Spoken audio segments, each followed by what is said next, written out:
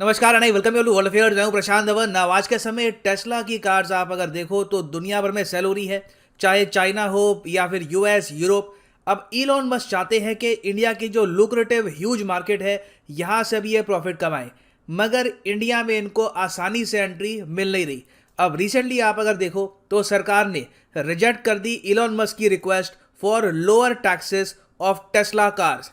अब इसके बाद देखो क्वेश्चन अब ये आ रहा है कि क्या टेस्ला कार्स की मैन्युफैक्चरिंग भारत में नहीं हो पाएगी। एक बार को इस पर काफी डिस्कशन हुई थी, बातचीत हुई थी, इलॉन मस्क भी काफी एक्साइटेड थे, मगर अब टैक्स के इशू को लेकर पॉसिबिलिटी है कि शायद टेस्ला कार्स इंडिया में मैन्युफैक्चर ही ना हो, at least for the coming 4-5 years. तो डिस्कस करते हैं इस इशू को। रिसेंटली ऐसे आर्टिकल्स क्यों पब्लिश हुए हैं कि fresh blow to Elon Musk, Tesla as India rejects call on tax breaks. काफी कुछ यहाँ पे आपको जानने को मिलेगा, मगर आगे बढ़ने से पहले आपसे पूछूंगा एक क्वेश्चन यहाँ पर यह है कि इंडिया ने रिसेंटली लॉन्च किया है एक बहुत ही इंपॉर्टेंट वेब पोर्टल, एक वेबसाइट लॉन्च करी है इलेक्ट्रिक व्हीकल की जानकारी के लिए, कि अगर मान लो कोई आदमी बिल्कुल ही नया है in the world of electric vehicle, उसको परचेज करनी है इलेक्ट्रिक व्हीकल, क्या प्रोसेस होता है, पावर स्टेशन कहाँ होते हैं, ये सब बातें समझाने के लिए एक वेब पोर्टल लॉन्च किया है। आपको बताना है इस वेब पोर्टल का नाम क्या है। ऑप्शन ए आसान राह पोर्टल, ऑप्शन बी ई अमृत पोर्टल, ऑप्शन सी ई रास्ता portal, option D E Bharat EV portal. Comment section में करिए उत्तर, सही आंसर मैं आपको दूंगा वीडियो के एंड में। अब देखो, इलॉन मस्क ने 2019-20 के आसपास ट्विटर पे ये ओपनली कह दिया था कि मैं काफ़ी इंटरेस्टेड हूँ in manufacturing cars in India. उसके बाद से देखा गया कि इंडियन गवर्नमेंट और इलॉन मस्क के बीच में बातचीत स्टार्ट हो गई। अब इलॉन मस्क की यहाँ पर डिमांड ये थी कि इंडिया जो टैक्स लगाता है इंपोर्टेड व्हीकल्स पे, ये बहुत हद तक कम करे। अब ये जो डिमांड है बहुत ही अजीब है, क्योंकि अभी के लिए क्या है कि जो बहुत ज़्यादा महंगी इलेक्ट्रिक व्हीकल्स है, अगर मान लो कोई इलेक्ट्रिक व्हीकल है, ये मैन्युफैक्चर होती है यूएसए में। इस इलेक्ट्रिक व्हीकल की जो कॉस्ट है ये है $40,000 से ऊपर, मतलब रफली आप कह सकते हैं कि 28 लाख की गाड़ी है। तो अगर 28 लाख के आसपास की गाड़ी है और ये यूएसए से इंपोर्ट की जा रही है इंडिया में, तो इंडिया ओवरऑल इस पर इतने ज़्यादा इंपोर्ट ड्यूटीज लगाता है कि ये कार इंडिया में आते आते करीब 55 से लेकर 56 लाख की बिकती है। अब इलॉन मस्क यहाँ पर ये कह रहे हैं कि ये जो आपका सिस्टम है ना कि इंपोर्टेड गाड़ियों में आप बहुत ज़्यादा टैक्स लगाते हो, ये पहले कम करो। और हाँ, यहाँ पर मैं ये भी ऐड कर दूँ, अगर आप यहाँ पर जानना चाहते हैं कि $40,000 से कम वैल्यू की अगर गाड़ी हो तो उस पर इंडिया लगाता है 60% टैक्स। तो इलॉन मस्क ने यहाँ पर यह कहा है कि अभी के लिए जब मैं इनिशियली एंटर करूंगा, जब टेस्ला इनिशियली एंटर करेगा इंडियन मार्केट को, तो टेस्ला चाहता है कि पहले ये कुछ सेल दिखाए, अपना एक कस्टमर बेस बनाए, उसके बाद इंडिया में ये लोग मैन्युफैक्चरिंग स्टार्ट करेंगे। अब ये डिमांड बहुत ही अजीब है। इंडिया ने यहाँ पर यह कहा कि अच्छा, आपका मैन्युफैक्चरिंग करने का प्लान है ना इंडिया में? उन्होंने कहा हाँ बिल्कुल है।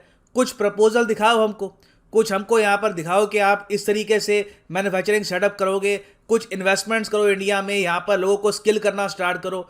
इन लोगों ने ऐसा कुछ अभी किया नहीं है। ये लिटरली यहाँ पर दूर बैठ के यूएसए में कह रहे हैं कि पहले ना इंपोर्टेड व्हीकल का जो टैक्स तुमने अभी लगा रखा है, ये काफ़ी हद तक कम करो। हमारी गाड़ियाँ जब एक बार बिकनी स्टार्ट होगी, हमें महसूस होगा कि टेस्ला कार्स की डिमांड है इंडिया में, उसके बाद हम अपने आप यहाँ पे मैन्युफैक्चरिंग भी स्टार्ट कर देंगे। और हालांकि यहाँ पर मैं ये ऐड कर दूं कि इंडिया की जो इंपोर्टेड कार पे टैक्सेस का इशू है, उसको लेकर ना सिर्फ टेस्ला, बहुत सारी जो फॉरेन कार कंपनीज हैं, for example Mercedes Benz, Hyundai, सब कंप्लेन कर चुके हैं कि बहुत ज़्यादा इंडिया टैक्स लगाता है इंपोर्टेड कार्स पर। मगर ये जो कंपनीज हैं, बाकी मर्सिडीज बेंज कह लो, हुंडई कह लो, इन सब कंपनीज ने कंप्लेन करने के बावजूद इंडिया में मैन्युफैक्चरिंग स्टार्ट करी है। मर्सिडीज बेंज को आप अगर देखो तो इंडिया में लोकली ये असेंबल करते हैं अपने बहुत सारे मॉडल। असेंबली भी आप अगर करते हो इंडिया में, तो उसमें भी काफ़ी हद तक आपको टैक्स में छूट मिलती है। और मर्सिडीज तो मैं आपको ये बता दूं, पिछले 25 सालों से कुछ ना कुछ मैन्युफैक्चर कर रहे हैं इंडिया। तो इंडियन गवर्नमेंट का यहाँ पर स्टांस यही है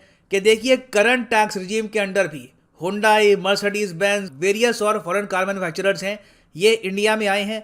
या तो अगर मान लो कंप्लीटली 0 to 100 मैन्युफैक्चर नहीं कर रहे, एटलीस्ट असेंबल भी कर रहे हैं, उससे भी इनको काफ़ी फायदा हो रहा है। मगर टेस्ला ये करने को भी तैयार नहीं है। हम इनके लिए स्पेशल रूल ऐसे कैसे बनाएं, क्यों हम इनको इतनी सारी यहाँ पर सुविधा प्रोवाइड करें, जब ये अपनी साइड से कुछ अभी प्रॉपर इंटेंशन दिखा नहीं रहे। कोई बड़ी बात नहीं है कि टेस्ला इंडिया की मार्केट में लो टैक्सेस से आ जाए। इनको अगर मान लो टैक्स में छूट मिल जाती है, तो टेस्ला 1 या फिर 2-3 साल तक गाड़ियां बेचे, फिर कहे कि सेल इतनी है नहीं, हम यहाँ पे मैन्युफैक्चरिंग करेंगे नहीं, तो इससे तो लॉस इंडिया का होगा इन दी एंड। तो इंडिया ने सिंपली यहाँ पर इलॉन मस्क को ये कहा है कि एक बार को असेंबली करनी भी स्टार्ट कर दो, उसमें भी वैरायटी ऑफ टैक्सेस लगते हैं, 15 से लेकर 30% टैक्स में भी काम आपका बन जाएगा अगर आप बहुत सारे पार्ट्स इंडिया में लाके असेंबली करते हो उसकी।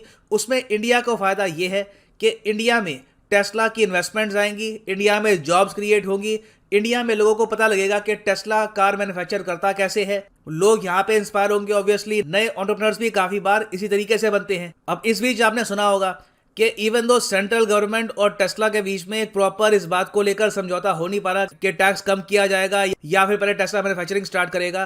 कई स्टेट्स हैं इंडिया में, फॉर एग्जांपल पंजाब है, महाराष्ट्र है, उनकी सरकारें ये कह रही है कि नहीं आप हमारी स्टेट में आओ, हम आपको देते हैं टैक्स ब्रेक।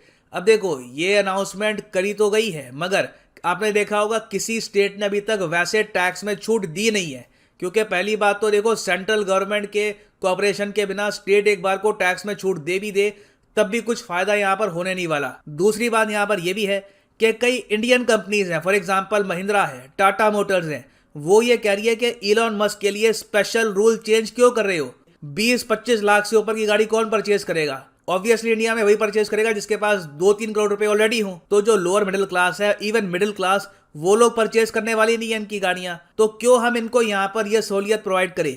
टाटा ने यहाँ पर यह कहा है कि फेम स्कीम ऑलरेडी सरकार लॉन्च कर चुकी है। फेम आपको पता होगा इसकी फुल फॉर्म है faster adoption and manufacturing of hybrid and electric vehicle. इसके अंडर सरकार ने 10,000 करोड़ रुपीस के इंसेंटिव देने का वादा किया है उस कंपनी को जो इंडिया में मैन्युफैक्चर करेगी। और रिसेंटली जो ये स्कीम है ये 2024 तक एक्सटेंड भी कर दी गई है। फेज 2 चल रहा है आज के समय फेम का। अब टाटा और वेरियस और जो इंडियन कंपनीज है, महिंद्रा, ये फेम के अंडर इंडिया में मैन्युफैक्चरिंग कर रहे हैं। तो ये लोग कह रहे हैं कि टेस्ला भी आ सकता है ऐसे। चाइना में ये लोग आए ना, चाइना में आप अगर देखो जब टेस्ला ने एंट्री करी तो इनको जमीन थोड़ी सस्ती दे दी गई, इनको थोड़े इंसेंटिव दे दिए गए। ये सारे इंसेंटिव इनको फेम स्कीम के अंडर मिल रहे हैं। तो सिचुएशन देखिए अभी ऐसी बन चुकी है। इंडियन कार कंपनीज भी भारत सरकार के साथ खड़ी है। इलॉन मस्क की जो कंपनी है टेस्ला, इसकी हो सकता है कि मैन्युफैक्चरिंग इंडिया में आने वाले कई सालों तक ना हो, क्योंकि जब तक इस इशू में कोई एक ना एक पार्टी पीछे नहीं हटती, एक ना एक पार्टी सामने वाले की बात नहीं मानती, कुछ यहाँ पे प्रोग्रेस होने के चांसेस नहीं है। ना यहाँ पे मैं आपसे पूछना चाहूंगा आपका ओपिनियन। क्या आप मानते हैं कि भारत सरकार का स्टांस यहाँ पर ठीक है, या फिर आप मानते हैं कि नहीं इलॉन मस्क, टेस्ला बड़े ब्रांड है, एक बार के लिए इनकी बात मान जाओ, इनको ले आओ अपनी मार्केट में, इससे ओवरऑल इंडियन मैन्युफैक्चरिंग को बूम मिलेगा, एक काफ़ी अच्छी एडवर्टीजमेंट होगी इससे इंडियन मैन्युफैक्चरिंग की, इंडिया एक बहुत ही पॉजिटिव मैसेज सेंड करेगा इससे दुनिया भर में। लिखिएगा इसके बारे में कमेंट सेक्शन में, मैं जानना चाहूँगा आपका ओपिनियन। ना वापस आते हैं अपने एमसीक्यू की तरफ कि रिसेंटली इंडिया ने लॉन्च करी है एक इलेक्ट्रिक व्हीकल अवेयरनेस वेबसाइट। इसका नाम क्या है? तो सही उत्तर इसका है ऑप्शन बी, ई अमृत पोर्टल। और यहाँ पर आप देख पाओगे ये इसकी वेबसाइट का कटआउट है।